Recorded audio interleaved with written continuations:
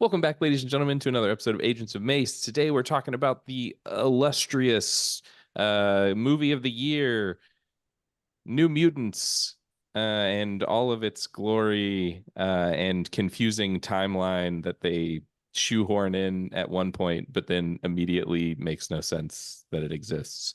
Um, there's not really anything to lead up to this movie. I guess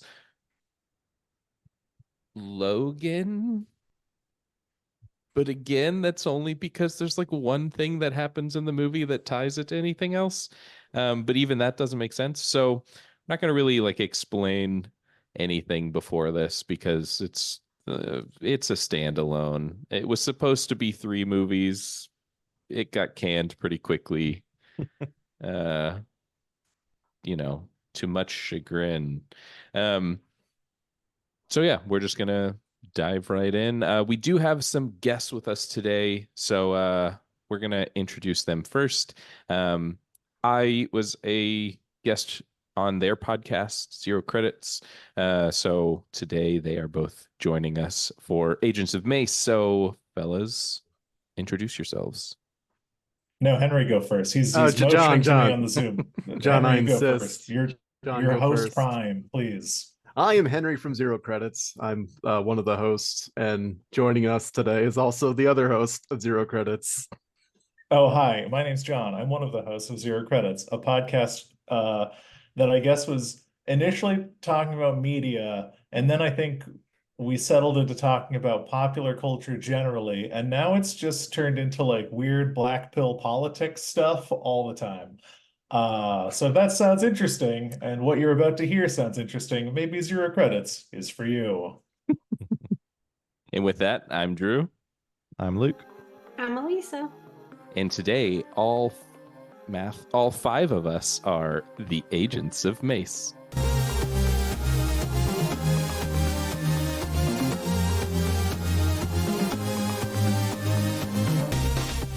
Happy to be sworn in. Oh, is this the theme song? Am I talking over Yeah, the theme song? You are. Do, do, do, do, do. It's what you asked for.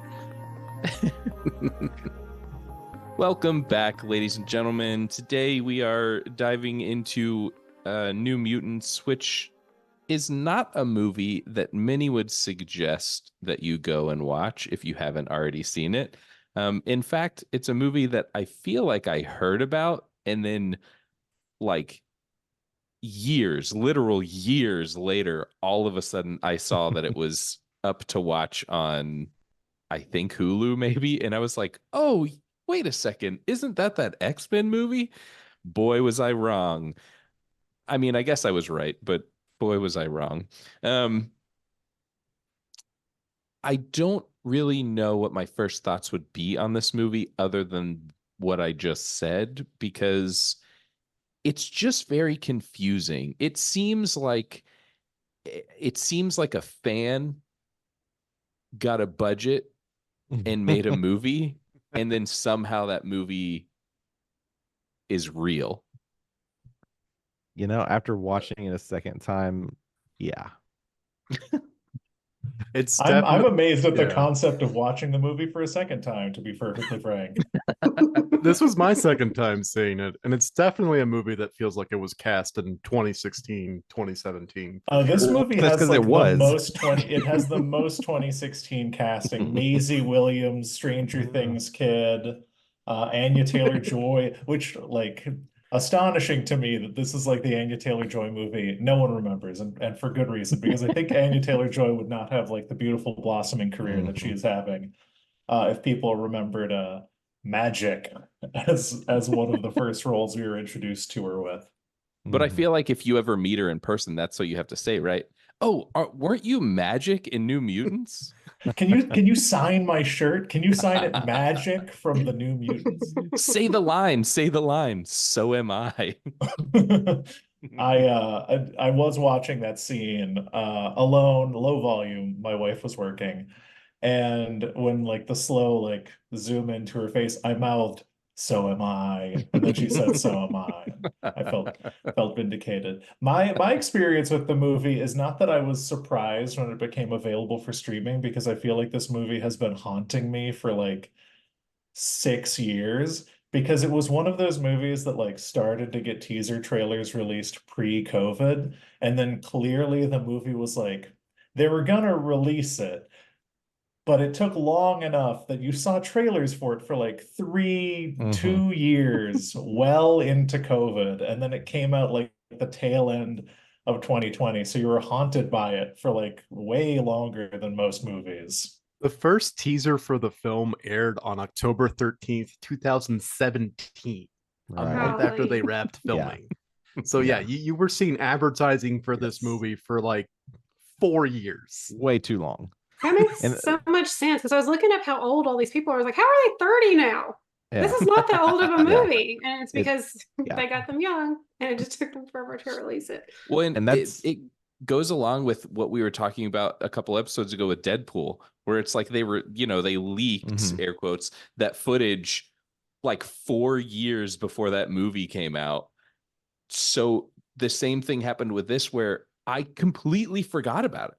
Like, I remember seeing the trailers and being like, oh, cool. And then I forgot that this movie existed until one day I saw it. And my first thought was like, New Mutants, that must be some like weird superhero movie.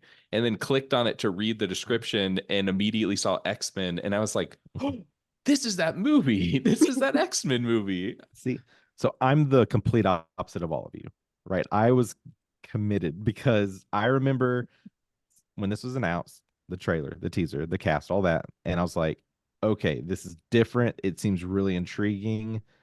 I'm excited for it. And then it gets postponed. And then it gets postponed.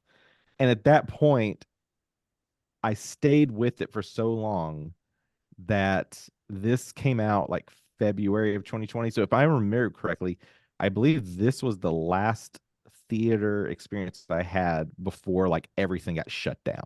So I saw this in theater. And it was just one of those things, like I was just committed. I was like, I'd followed the path of this for so long. I was just like, I gotta go see it in theater. Like I'm committed at this point. I do I- specifically remember being like into the trailer because I'm aware of the New Mutants imprint, because like I like the X-Men comics a lot as a kid, and like I was prime comics reading age when the New Mutants was still like coming out. And the trailer was I remember the trailer being fairly Spooky. uninspired, and I Oh. think there was just like a maybe minor key choral cover of Pink Floyd's Another Brick in the Wall playing in the background or something. And I found the Absolutely. trailer like pretty uninspired, but I'm like, yeah, I am into like Breakfast Club horror X-Men movie. Like I am interested in this genuinely. I somehow then it forgot came this out. movie existed both Yeah. before and after its release.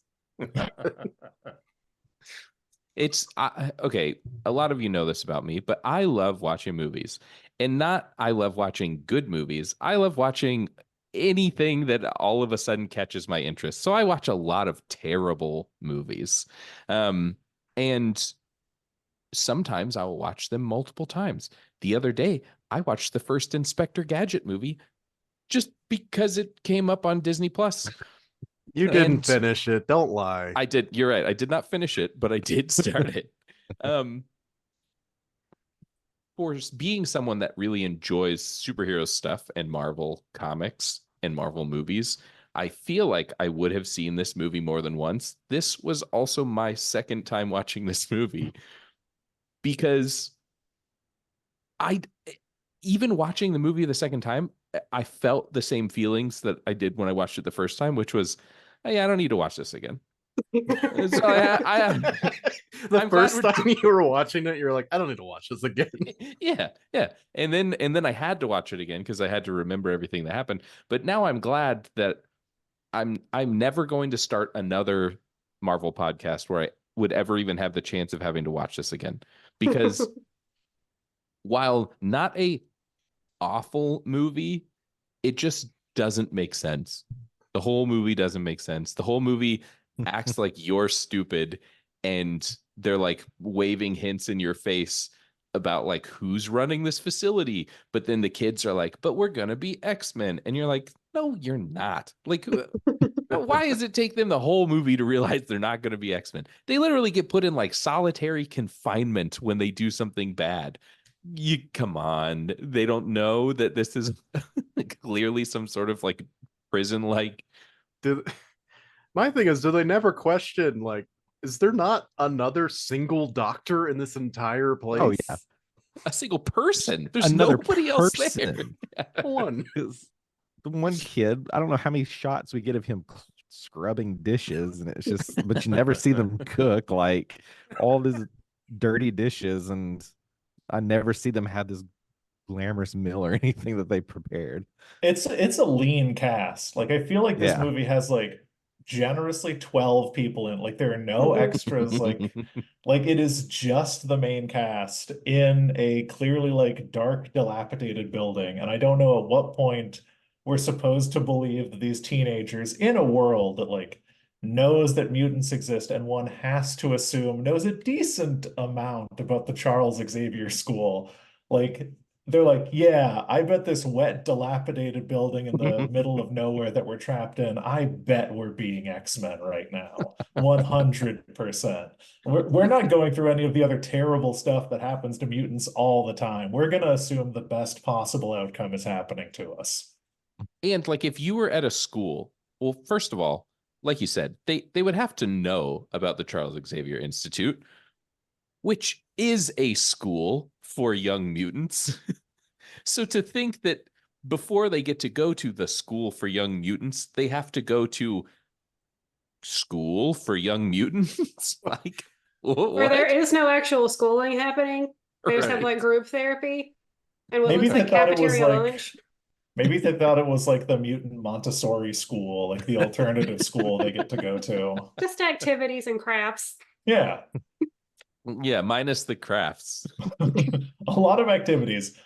Pretty unsavory activities. I feel like we've got a group of people here who've collectively seen the movie more than anyone else on Earth, other than I believe the 1,700 editors that this movie had over 3 years to end up the movie that it did. It really feels like a design by committee kind of thing. Like it's Yeah. kind of tragic.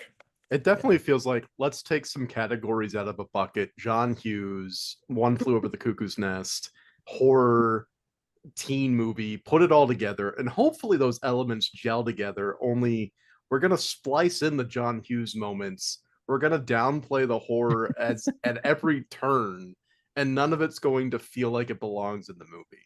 It's so Well, frustrating because and- the John Hughes stuff would be so good. Like they have 5 minutes in the movie where they play that one replacement song everybody knows and they're having a good time and we get to see them like be kids. And every other second is like weird shoot-in horror or exposition. And that's the entire remainder of the movie. I remember it had It's- a plot like the last 20 minutes. But up until then, no. It was like a hangout movie where they don't even like hanging out with each other. Yeah, Exactly. that is Yeah. totally accurate. You nailed it. What's really upsetting is like the visual effects in this movie, granted, they did have like 5 years to perfect it, is really good. Yeah. So when you see it, like there's, the giant bear. The giant bear's pretty cool. When there's like the fight with magic in the giant bear and it's like blipping to and from limbo, you're like, hey, this doesn't look as bad as some movies that are still coming out now in 2024 look. What happened? If only the writers had that much time to like actually figure out what the story was supposed to be instead of being like, okay, very clearly Mr. Sinister runs this place, but we're not going to tell you that, but we're going to show you like 10 things that make you think that. And then we're going to have the kids tell you that they're going to be X-Men and then they escape.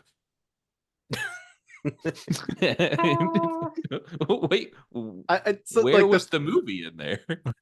the weird thing is so obviously main girl whose name I can't remember, who summons the demon bear, she can't control her powers. Sunspot might have some problems. Cannonball is having problems, but the other two, what is Magic's condition that she's in this hospital for? childhood trauma. It's actually Yeah. so Magic's whole like backstory for this is probably the darkest backstory they could have given someone in a Marvel superhero movie. They were like, yeah, when she was a kid, she was sold into a sex slave ring. And you're like, whoa, hold on. Is that in slow the down. movie? Yeah. Like, That's Like- well, I mean, I think you're supposed to Put it together. yeah. okay. The Smiling Men weren't monsters; they were monstrous men. Is that? Yes. Yeah. Okay. And that's Yeah. why like there's a whole thing where like you can't like whenever you see the smiling men, they don't have eyes, but you can very clearly see their tattoos and what they're wearing. And so it's supposed to make you think Oh. like she never looked at them in their eyes, so she wouldn't have any reference for what their eyes look like. So Mhm. there's a lot, you know, again, there's maybe a little heavy lifting on the viewers part there, but that I just is I just the thought they were darkest monsters. thing that you could Mhm. possibly put in any. I mean, granted, the boys, if this was the boys, fine, you'd be Mhm. like, yeah, that fits. But in the X-Men universe, where like you know normally the story is X-Men people don't like mutants, that's the big drama. People don't like them, so they, you know, they're trying to either kill them all or rid them of their powers or whatever. That's the like dark side of X-Men. So this was just like, whoa. And then compared that to everyone else's story. Like, you know, the wolf girl who I think Reigns was pretty dark because Reigns' whole thing was like kind of mapping the experience of coming out as a mutant in a religious community to coming out as gay in a religious community. And like those two characters, super dark. I have no idea what Cannonball's deal was. Mines are sad. He killed his Uh, dad. he He killed killed his like Everyone killed his- in this yeah. movie killed their fucking dad. Right. Sunspot. Sunspot, I think, burned his girlfriend. Yeah. Mhm. So Well- it's like you guys belong in a facility, sure, but all of this needs to Maybe be not this spelled one. out. Sorry. Yeah, like at the beginning, before we know like what their deal is, we're kind of like looking at Magic. We're like, maybe she's in here because she talks to that puppet. What- yeah, Right. Lockheed. Mhm. Right. Like, is this And- schizophrenia? and then- like, And then they hit you with the like her weird moment where she like explains a little bit about what her problem was and like what happened to her. And then there's like the picture that she drew, and you're just like, whoa, hold on. The one guy, you know, like, yeah, Cannonball blew up his family in a mine. Okay, that's sad. this whole family. Yeah, Sunspot got too hot and bothered, and he caught his girlfriend on fire. You're like, okay, and Danny like killed her whole reservation with a ghost bear. Like, oh, that's you know, that's sad. Is that the conclusion we're supposed to draw? That's Yeah. what I thought. Like, That's the yeah. and she's like, there was some kind of creature, and they're like, it was a tornado. Shut up. Mhm. Right. These are your Yes. heroes? Also, isn't Yeah. Magic literally a direct relative of Colossus? Isn't that She's supposed to be Magic's whole his- thing? Yeah, Sister, Yeah. but also Mason said Lockheed belongs to Kitty Pryde. Does Magic Kitty normally Pryde, have yeah. Lockheed? so a quick comic book deep dive here. Lockheed is actually an alien from outer space that What? meets Kitty Pryde and basically just like joins up with her. He's actually like super smart. He's like crazy intelligent, but no one can understand his alien language, so he doesn't speak. He hangs out with Kitty Pryde for quite a while, and then does in fact like help. I think he like saves Ileana at one point, and then they team up. And then from then on, it depends on what comic like story you read as to who he hangs out with. I mostly just read the X-Men comics for the Lockheed arc. I'm just trying to trace the Lockheed arc over time. I did genuinely like really like. I don't know that I loved Magic's character or the performance of Magic because once again, Anya Taylor-Joy has an incredible career and is an incredible actor, but like sometimes that Russian accent just went away. Sometimes it just disappeared. That was for a line. her very and the kid forced. from Stranger Things Very were forced. both struggling with those accents. Everyone knows when I you, when could you not talk from believe Sorry. how hard it is to maintain an Appalachian accent. Apparently, it's very, very hard. everyone knows when you speak from the heart, your accent just goes away because you have to emote, and you can't emote in an accent. It's true. Yeah. I frequently get in trouble whenever I'm in plays and stuff because whenever I have to do a scene where I'm like angry or getting upset about something, they're like, Elisa, you sound too country. Stop it. I just feel like this movie seems like a movie that was shot during COVID. That's what I was gonna say. Not well before it, and Right. also Yeah. released before it. It has seems all like the hallmarks, right? Like nobody's on set. right. There's it's- 5 Yeah, characters. it's one of those like, Small. oh, they knew. This was just an indication of like this is coming. Like, get ready. better film like COVID's happening already. Yeah. So weird. I watched all the deleted scenes just to see like what did we miss. Boy oh boy, we basically missed all of Sunspot. Like every scene that he has was a deleted scene. Like I think in the movie we actually see him do something, not just wash dishes in the background. We actually see him like say lines maybe 4 times, and he turns into Sunspot twice, I think. One time And, not and on every line purpose. is "I'm rich." Every Right. line he has that isn't a deleted scene is him saying "I'm rich." I'm rich. I wash dishes. I turn into Sunspot, and I want out of here. Yeah. I was I was sort of amazed because when you watch the movie, you kind of forget he's there until the end when he actually uses his powers to fight the bear.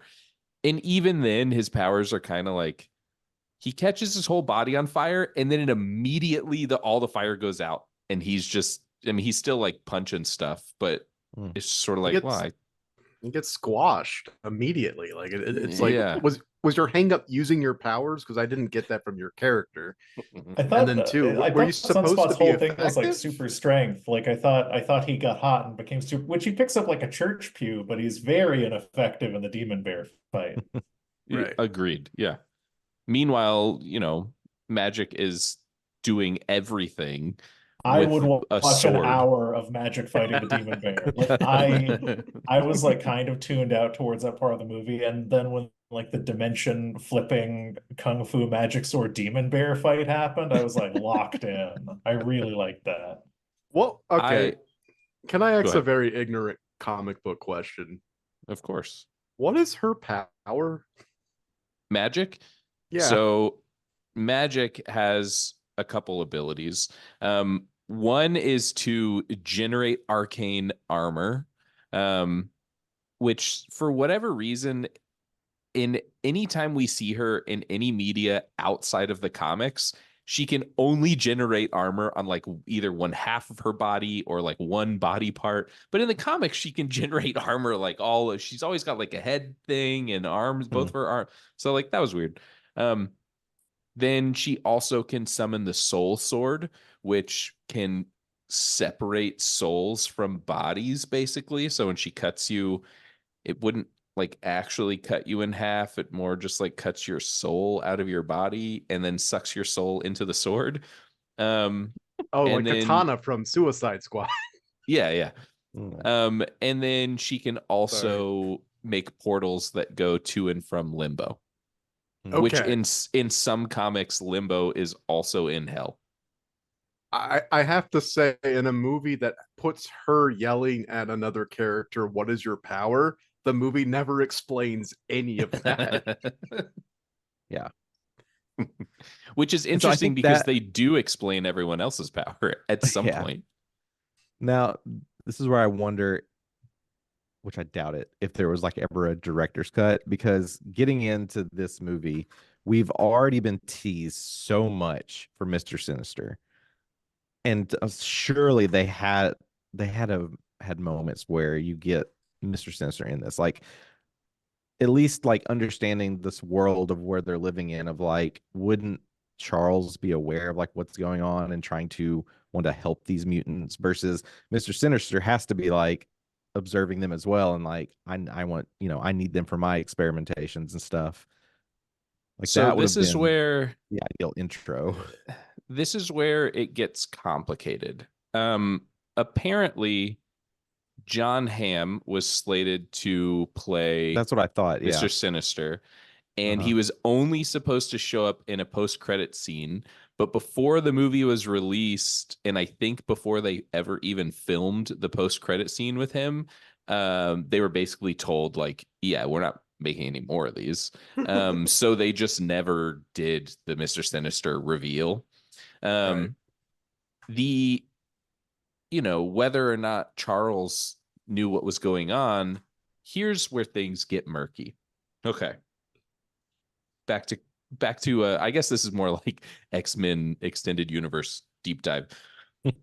In this movie, at one point, Danny sees like a vision, and it is footage from this. It's the cell phone footage basically that we see in Logan of the Right. kids, and you even see Mhm. X-23 a couple times show up in there. So she's seeing this, and the way that the movie tells you what's going on, it makes it seem like she is seeing this happening somewhere else on Earth, and it's making her understand like this isn't a good place. Something's going on. But when they talk about what they are, like where they are and why they're there, and who's in charge, we see Sunspot. He like rolls back in his chair that he's sitting on and he puts his fingers to his head and is like, we're going to be X-Men. These two things are in direct conflict with each other, because if X-23 is being experimented on in that universe, everyone thinks Charles is dead. And on top of Charles being dead, all the X-Men are dead. So why would they think that Charles is in charge and they are going to be X-Men if you're literally telling us in the time that they exist and this movie takes place, everyone on Earth knows that the X-Men are dead? Right. So this is why this movie is so, like, we are saving it for last in our like chronological watch through, because it truly has no place even in the timeline that they say it exists in. It doesn't make sense. So I don't know if we're supposed to just like, again, do the heavy lifting for them and be like, this is a different universe where the X-Men are alive, but somehow the like events of Logan are still happening, or like maybe she saw into the future, even though that's not part of her power set. I guess neither is like seeing visions from other places. That's not her power either. So The in-film explanation for her seeing that footage is I think comes from a line from Melania, who says like she's in her minds, she's going to kill us all. Like she can tap into people's minds to see their fears, I guess, is sort of like the explanation, because she's touching that doctor in that moment. Like she's tapping into her psyche and seeing those visions. That doesn't explain any of the timeline stuff. yeah, because if that is the case, then are we supposed to think that the doctor is afraid that Logan is going to happen? Does this take place in like 2030 and they didn't bother to tell us?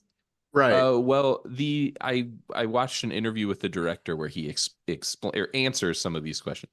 Loose answers some of these questions, and apparently this movie was supposed to take place during the time of Age of Apocalypse, and so it was supposed to be like the 70s, 80s, somewhere in there. But then there had to be rewrites, and the rewrites made it so that because they were going to like lose the properties and Marvel was going to take it over, they basically made it so it's, again, loose air quotes, it's present day. And according to the time when the movie came out, present day would have been Logan. So 2030s, I think thought is right. I thought part of the plot of Logan, and it's been a minute since I've seen it, and I apologize. Isn't it like mutants are there are no new mutants? Yeah. Oh, so these are the new mutants. Apparently, according to why they showed us things from Logan in this movie that Mhm. don't line up with anything any of the characters are talking about. We were supposed to see Logan first for this movie that was filmed in 2017 to understand that there are no new mutants. And then this movie comes out and it's like, no, these are the new mutants. I'm lost. It Yeah. does make more sense if this is supposed to be in the 70s for there to be a teenage coal miner, though. Yeah. And they're just like, Right. ah, it's it'll be Man, fine. labor laws have really slid back from now Yeah. to 2030 that we're now putting children in the mines again. Did We've it tapped even into bat their an love eye? of Minecraft. Uh-huh. Even bat an eye at that because Gotta get that coal. So Yeah, why I think- doesn't Ilyana teleport out of the bubble? Like, So this is confusing too, because in comic book lore, she can create these portals that take her to Limbo. mhm. And presumably, while in Limbo, can create portals out of Limbo to anywhere else. Hi, my name's Henry from Zero Credits, and that's a show you should listen to. We talk about things that are happening in the world today, and the guise of we don't know what's going on. Let's find out together as one individual with one brain cell. I have a co-host named John. He's going to say his name right now. Hi, I'm John. I also know a lot about old video games. So if you like the X-Men, I'll talk to you about the benefits of both X-Men Legends 1 and 2. In 2, you could play as God, what's that guy's name? Shit, I can't remember. If you No. want more of this, listen to Zero Credits today. That's all the time we have today. Bye. So we do know, well, I say comic book fans, I guess, would know that the force fields that happen in the movie, they kind of make it seem like the force fields come out of nowhere. It feels like when you watch the movie, you're just supposed to assume that that's some sort of like defensive trigger that, the doctor can like activate whenever the kids are getting rowdy. While in fact, she creates them and her name is like Barrier or something. And that's her mutant ability. So we're supposed to think that she has made this boundary. You would think that like when they put the stuff in her tea to knock her out, like how does her barrier work? If she's Yeah. not conscious, wouldn't the barrier go down? Does she have to concentrate to like make the barrier stay up the whole time? Did these kids try that before Danny gets there? Right. Yeah, like what? You- I wish that they would at least have said, like, we tried to Yeah. get out this way, this way, this way. Like, did they not dig a hole? Like, does the barrier go into the ground? They there's one moment where he mentions like you can't cannonball underground to get out. There's a conversation where he's like, yeah, there's no way you can cannonball underground to get out.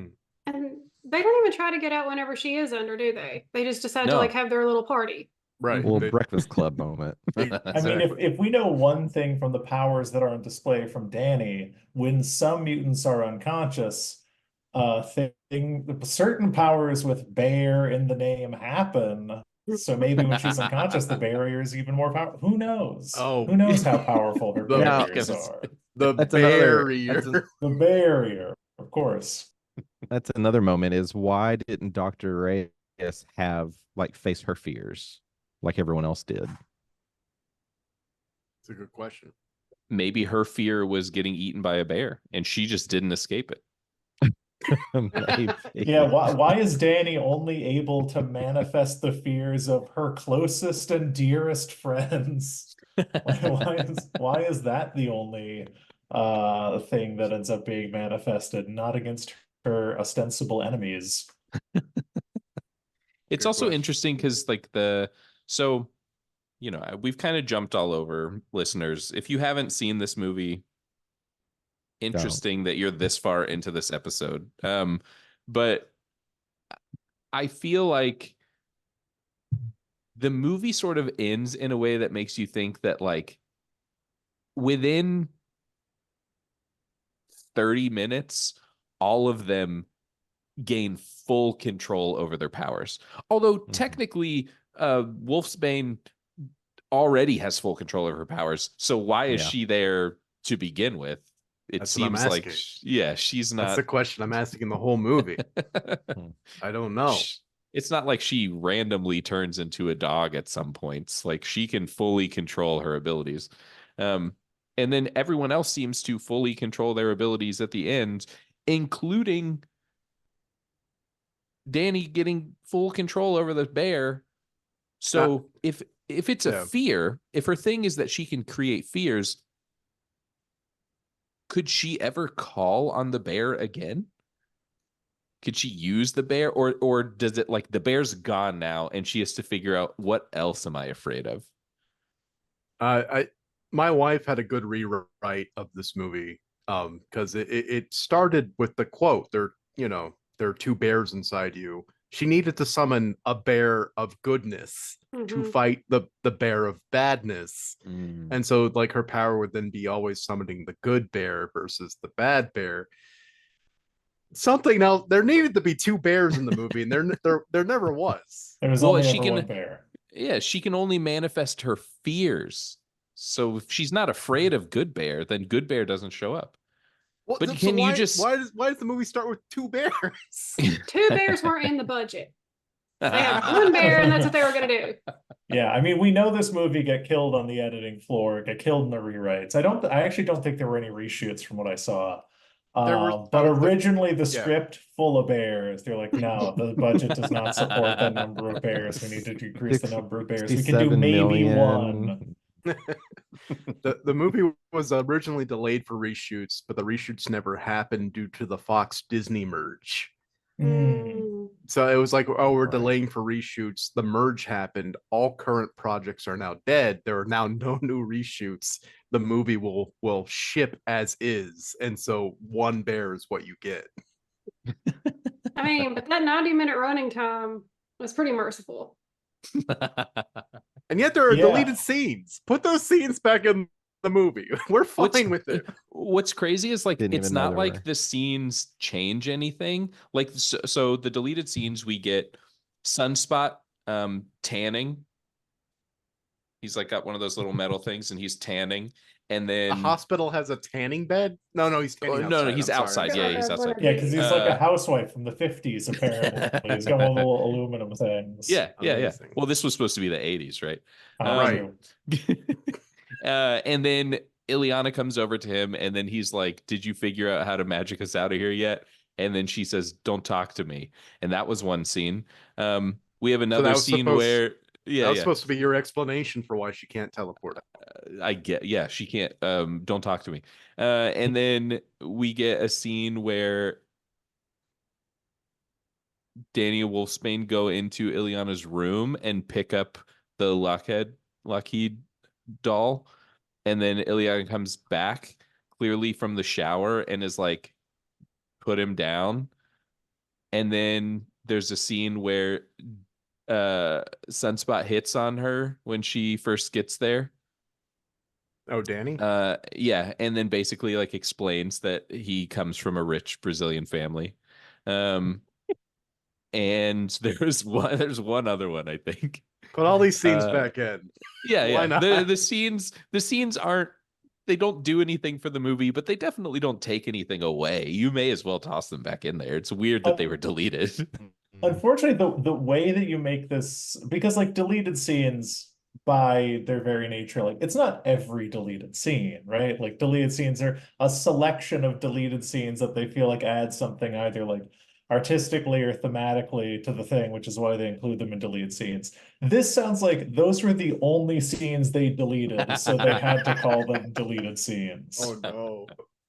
I mean, it definitely does feel that way. It feels like they made the movie and then someone came along and was like, you need to trim like 2 minutes off this movie and we don't care how.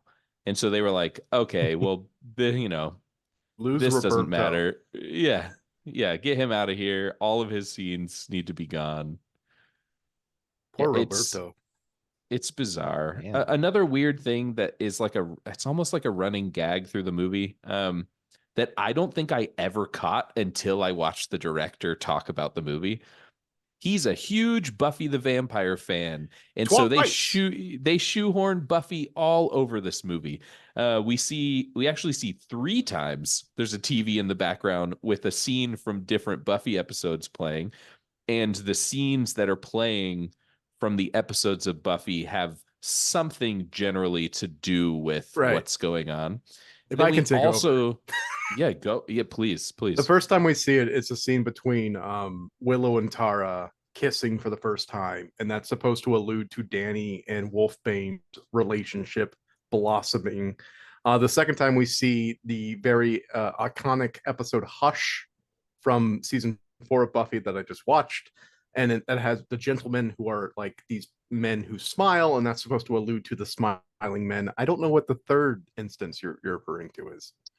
I don't remember what it was. I just remember Okay. him saying it's in there, and I was like, "You got it." Yeah, it's a deleted scene where it's just the camera's pointing at the TV. It's just a it's a full episode. That makes more sense because I was like, why do they have these kids watching Buffy the Vampire Slayer? Are the kids into Buffy the Vampire Slayer now? So this is thing they can explained. watch. Yeah, this is explained in a weird background thing when they're all hanging out talking. There's a bookshelf behind them, and the bookshelf just has the DVD box sets of all of Buffy. Their it's one a- video. Oh I just have to gosh. say that then this dates the movie. It has to happen post 90s. Yeah. So it couldn't have been Yeah. in the 80s. This timetable is all over the place. It's a different 80s. It's the It's a different 80s if 80s. it's the 80s if apocalypse happened. It's the 80s if the year is 2030 and also Buffy the Vampire Slayer. Exactly.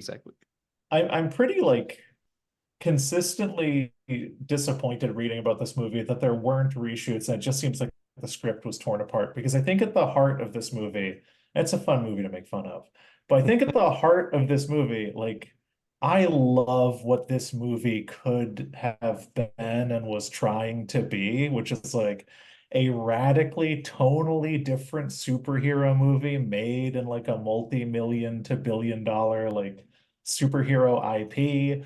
I really liked that idea, like more human focus, no like big end of the world thing to fight, like a blossoming lesbian romance and like a mainline multi-million-dollar superhero movie. I love everything that this movie could have been. And I was texting Henry about this. I'm like, I really wish we watched Dark Phoenix, because Dark Phoenix is just bad, and it doesn't make me feel bad for what Dark Phoenix could have been. But I feel like the New Mutants like could have been great, and it's a real disappointment.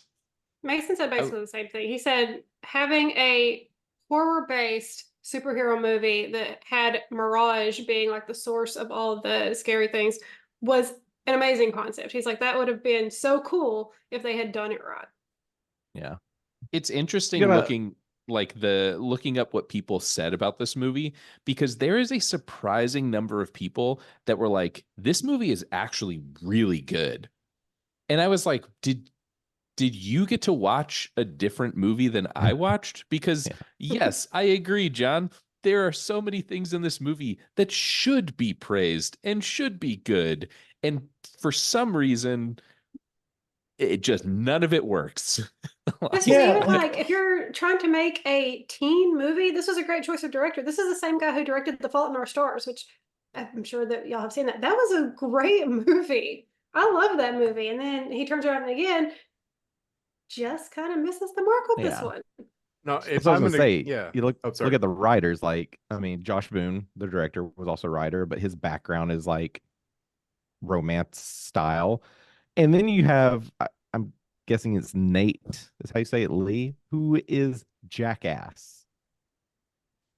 Like there's no, I don't he's not see like even a writer on Jackass. He's no, just a well, frequent he's as a collaborator writer, and but he's like a camera person and editor. yeah, he's like It's a producer and a cameraman for Jackass, but it's just like, where's the horror? Like, I Where's think the I think I was reading that they weren't pleased with the script and they brought in some of the Conjuring people, like some of the writers on Conjuring movies to like come in and like bump up the horror. And I think all that ended up doing for the movie was making the mix feel super weird. Because for me, this movie being 60% like human focused Breakfast Club stuff and 40% like horror, like that's how the movie ends. That's the like horror mystery stuff. I feel like that mix is great.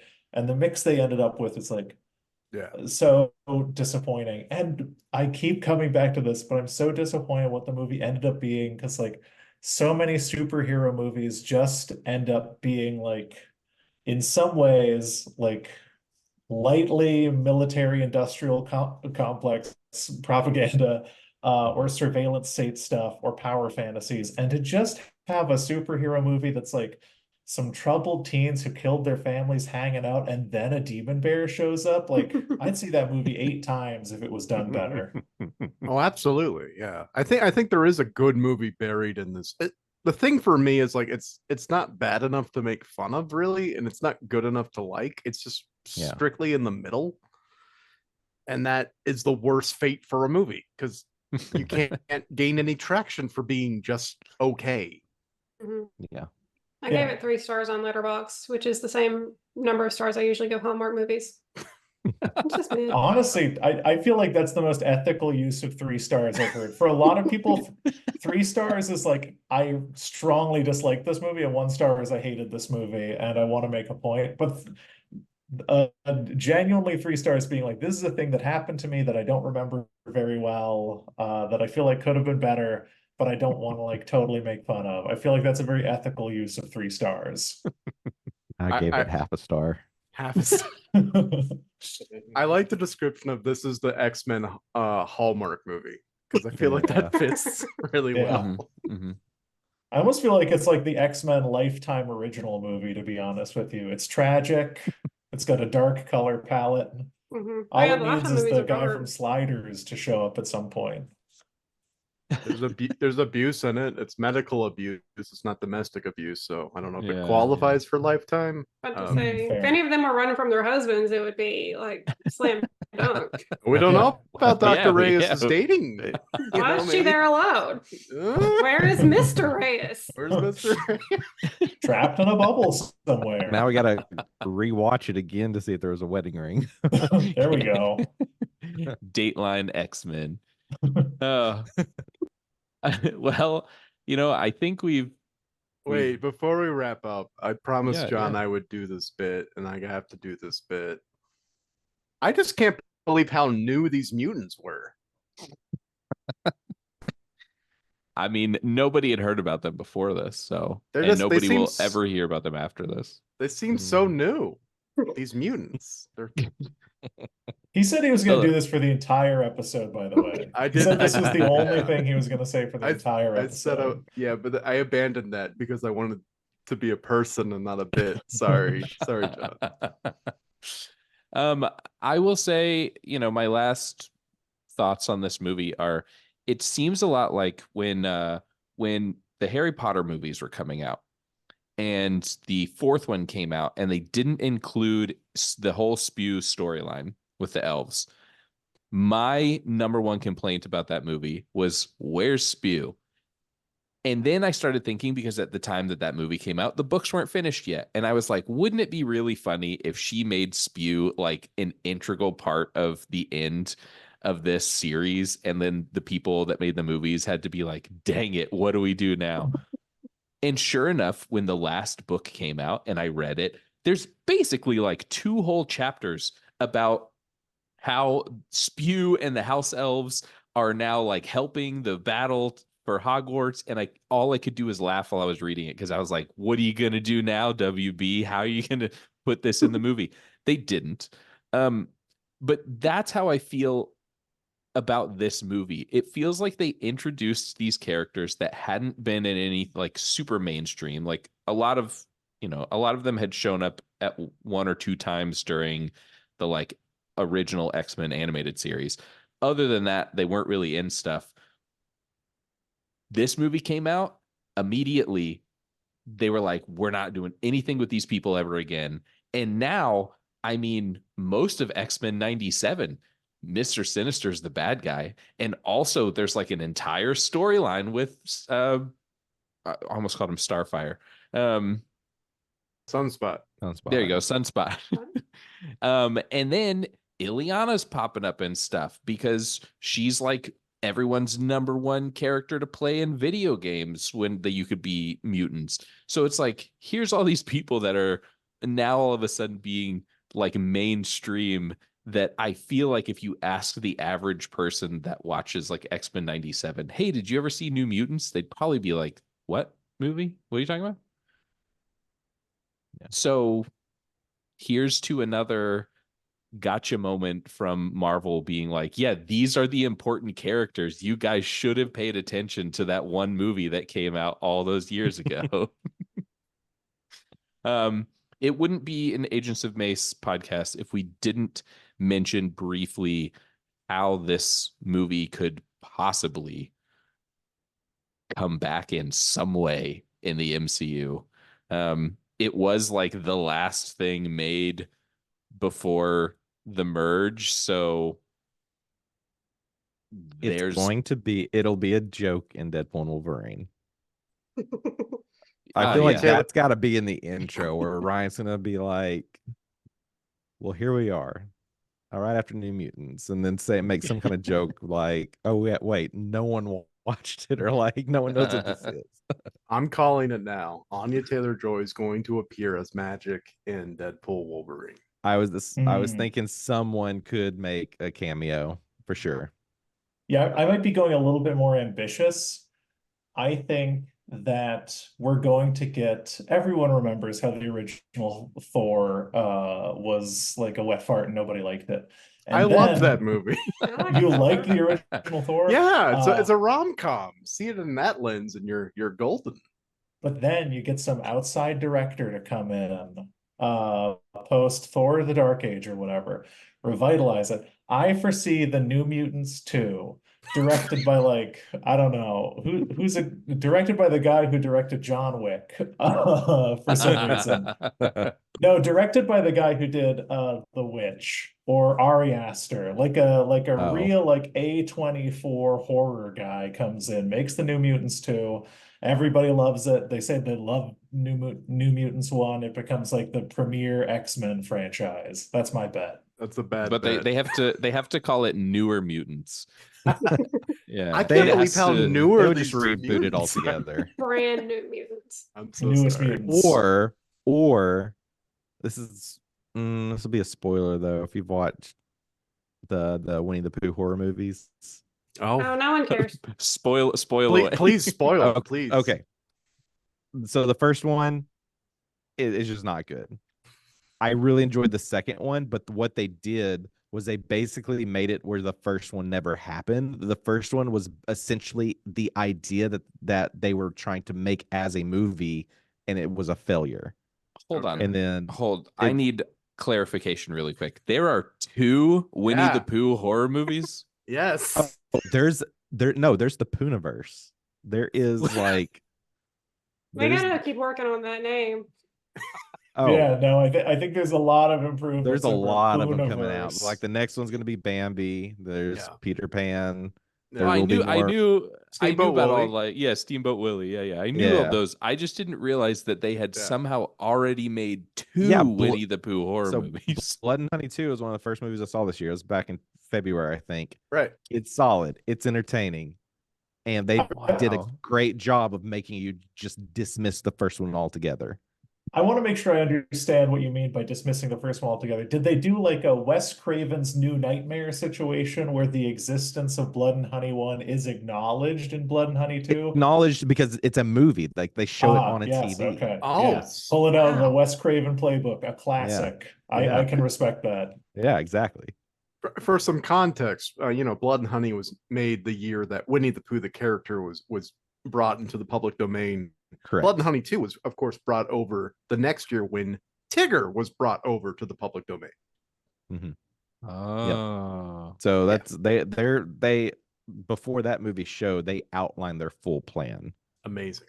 which it's incredible, and they're keeping it so lean as well. Like they're rotating, directing the movies and acting in the movies, and like it's, to me, like as someone who wants to make movies, it's inspiring. Like they're working very well as a team, and they've got the vision, and they're executing on it. Are we going to get to a place with the Pooniverse? Sorry, I'm deep in a bit right now. Are we going to get to a place with the Pooniverse where, like at Disney shareholder meetings, they show the roadmap for all the additional MCU movies, but they're all the Pooh movies? They're like, this one's going to be a TV series. These are interconnected. You can see it now. It's oh my god, they've already made the flow chart. No, the whole ending is going to be all of these characters uniting together. Amazing. Incredible. And what taking over the world? I have what no is clue what's the I don't know. It's like the Dark Avengers, but it's basically all these... I don't know if it's going to be Christopher Robin trying to kill like all these fantasy characters, or okay, new prediction. You have the flow Wars. chart. You have the flow charts, all the Pooniverse movies, and the flow chart goes down, and there's an arrow pointed out. Scroll down, the final Pooniverse movie, the Poovengers Assemble or whatever, intersects with the New Mutants 2, and Pooniverse. Because by that point, Crossover, the mutants will essentially. be I mean, in the public domain too. Yeah. the movie is Liana's called coming to Monsters like Assemble. Wow. This Monsters is it. Assemble. This If is one it. of them Yeah. doesn't say, do they speak? I haven't watched any of these. Yes, they speak. Okay, if one of them doesn't say on your left, and then there's a moment where one of them says like Monsters Assemble, then they have failed us as a franchise.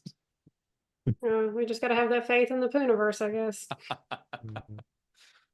We all got to get Jesus. Pooniverse shirts. Oh, Oh, we all need to go buy. We all need to run out to Target, get our Deadpool and Wolverine shirts, and then get ready for tomorrow. well, as we do with a lot of these movies, when I remember that it's something we're going to do, we need to rate this movie. For our guests, you can use any scale that you want. There's there's no real scale here. It's more just whatever you're envisioning. So for my scale, I'm going to do out of 4 broken cannonball limbs, I would give this movie a 2. Probably like both arms, so that he could still walk away from this movie. Oh, should we go next? We can introduce the zero credit scale. Yeah, absolutely, 100% on the same page. We have a 7-point scale from loathe it to love it. No, wait, loathe it to what was it? Gotta have less of it to gotta have more of it. So we have a diametrically opposed 7-point scale of ratings. Yeah. That goes from the lowest rating to the highest rating. There's wait. Gotta have less of it. Yeah. Loathe it. Gotta have less of it. Loathe it. Dislike it. And then of course the null state where we have no opinion about it whatsoever. And then like it, love it, gotta have more of it. And I think this comes in at a very strong null state for me. I have no opinion about this movie whatsoever. Sorry. Yeah, I'm at a dislike it because I dislike what this movie could have been. I don't like that the studio system ruined what in my mind is probably like a okay first script and was probably a good movie. So I dislike that happened. So that's where I fall. I will just return to people who've listened to our podcast, and especially this X-Men rewatch throughout its entirety that we're wrapping up now. Know that I always turn to Mason, my husband, because his opinion on the entire franchise is all I want is a good X-Men movie. And I asked him about this one, and he said the nicest thing I can say about the New Mutants is that it is not the worst X-Men movie. Although he also said that he thought that the Wolverine was worse than this one. And I was like, the one where they're in Japan? Really? I like the Wolverine. Yeah, I thought that one was perfectly decent. And I was like, that one is worse? And he's like, yeah, that one and the X-Men Origins. Yeah, those are both worse than this one. I was like, don't you at least like X2? X2 was fun. I mean, we won't get into it, but I think there's like 3 good X-Men movies. X2 might be one of the best X-Men movies. I don't know why I'm putting this opinion here. I don't think know. It X2 is. Logan and First Class are good. And Yeah. you know, we're not going to get First into Class. this because this is, I don't want to like throw a whole thing in here, Yeah, but yeah. that's my, We're in Yeah. the middle of the ratings. Let's I lean to like John, your rating. I mean, that's the most frustrating thing with this. I think the idea is there. The execution just was not. Execution. X. Professor Execution. Man, that would be a cool character. Here's a new character for the monster Pooverse, is Charles Executioner. Professor Executioner, and he rides around he has blades for wheels and he chops you up. I'm telling you, this is the future. I rejected it, but then I came around to it. It's a good idea. I don't have my work computer, so I don't remember what our question was from last week. So we won't answer the question from last week, and instead we'll do a new question, which I think the new question would be, if they did make a New Mutants 2 Newer Mutants movie, what weird mutant character would you want to see in that movie? It could be any mutant character, but who would you want to see in that movie? And for our guests, if you have your answers, feel free. We'll take your answers this week. James Marsden Cyclops. Bring him back to the screen. Give him justice. There you go. yeah, my answer's got to be if they did make a New Mutants 2, I did some quick Googling to understand a little bit more about the Mr. Sinister going back to the 80s. Apparently, he was shortly in charge of a group called the Nasty Boys, which comprised of Gorgeous George, Hairbag, Ramrod, Ruckus, and Slab, mutants that do not have dedicated Wikipedia entries anywhere. It appears as though multiple of them were killed, one of them was deported. So I would like a New Mutants 2 about the Nasty Boys. The newer mutants, the Nasty Boys, directed by James Gunn. Oh. Drew, I was gonna say Actually, your whole title a second ago reminded me of like Never Stop, Never Stopping, whatever that movie was. Is that the Andy Samberg one? Yeah. Mm-hmm. Like Yeah. he needs to direct New Mutants 2, Newer Newer Mutants Mutants. 2, Newer. Newer Mutants. Just can't believe how newer these mutants are. Oh, quick update. The remaining Nasty Boys who weren't killed established a drug lab and were hunted down and killed by the Upstarts, which is another group that does not have a Wikipedia page. So the Nasty Boys died in obscurity. Wow. Amazing. Well, except that one that got deported. Yeah, he continued to live on. Well, I think, Marvel, we have the answer to solving your